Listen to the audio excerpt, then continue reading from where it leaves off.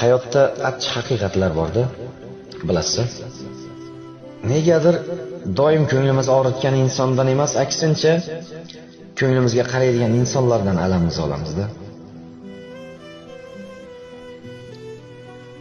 Biz sevgan insonlarga ozor beramiz, lekin sevmagan insonlarga poyandoz bo'lamiz.